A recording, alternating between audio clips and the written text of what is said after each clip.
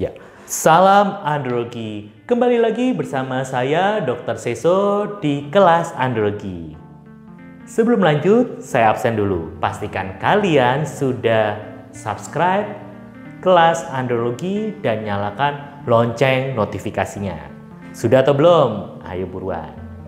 Dan pastikan juga kamu semua nggak kabur di tengah jalan karena nanti akan saya absen ulang. Pada kesempatan ini saya akan bahas mengenai sindrom Klinefelter. Apa itu sindrom Klinefelter? Sindrom Klinefelter adalah gangguan kelainan kromosom. Apalagi dok, kelainan kromosom. Jadi, yang namanya laki-laki atau pria memiliki kromosom X dan Y, XY. Namun, perempuan memiliki kromosom X dan XX. Nah, mereka yang terlahir dengan sindrom Klinefelter memiliki kromosom XXY. Nah, laki-laki dengan 2 kromosom X. Nah, ini kenapa sih dok bisa ada XXY atau sindrom Klinefelter? Terjadi karena gangguan meiosis atau pembelahan sel, yakni saat pertemuan sel sperma ayah dengan sel telur ibu.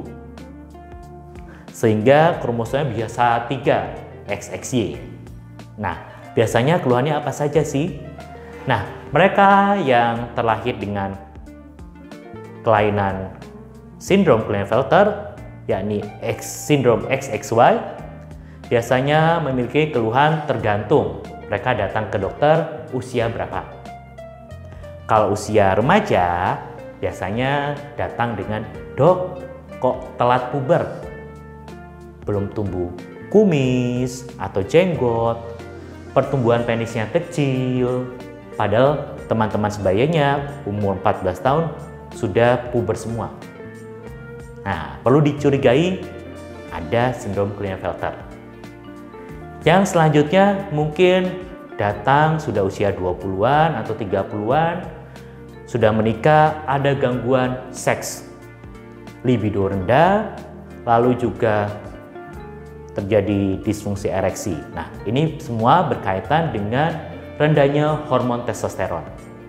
Jadi, pada pasien dengan sindrom Klinefelter, hormon testosteron rendah dibanding laki-laki pada umumnya.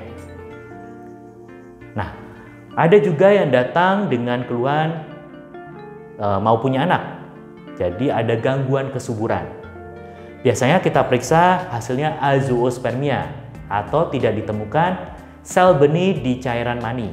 Bahkan aspermia juga bisa, tidak bisa keluar cairan mani. Nah, ini perlu juga dicurigai adanya sindrom Klinefelter. Biasanya dokter spesialis andrologi akan memeriksa, pertama pemeriksaan fisik. Adakah ciri-ciri seks sekunder atau ciri kelamin sekunder seperti kumis, jenggot, pertumbuhan bulu-bulu di badan, ketiak, bulu kemaluan, bahkan juga bagaimana pertumbuhan dari penis. Nah, khas pada pasien sindrom Klinefelter, testis atau buah pelir kecil, sangat kecil, bahkan juga keras. Nah, kalau dilakukan pemeriksaan analisa sperma, hasilnya azoospermia. Tidak ditemukan sel benih atau sel sperma di cairan mani.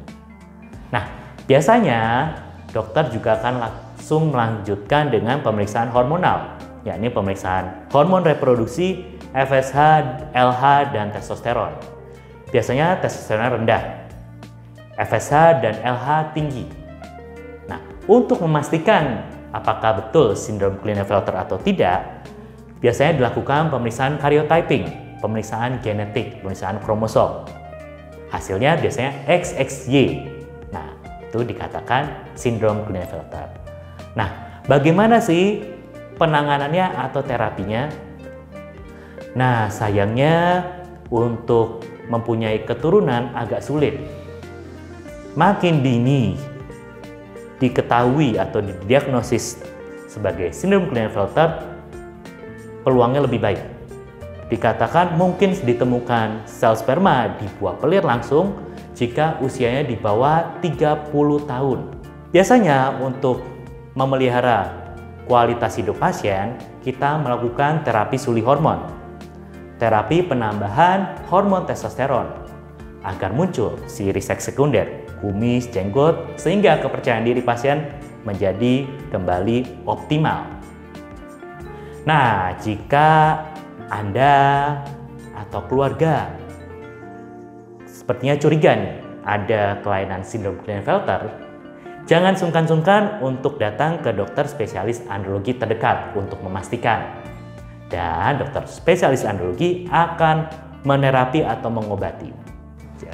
Gimana materi kelas andrologi hari ini? Menarik bukan? Kalau menarik, kamu suka, jangan lupa kasih jempolnya. Dan share ke mereka yang membutuhkan. Kalau masih ada pertanyaan, jangan lupa untuk tulis di kolom komentar. Nah, saya absen lagi, pastikan kamu semua sudah subscribe channel Kelas Andrologi dan nyalakan lonceng notifikasinya biar kalian tidak ketinggalan materi kelas andrologi menarik berikutnya. Tetap sehat, tetap semangat, dan salam andrologi.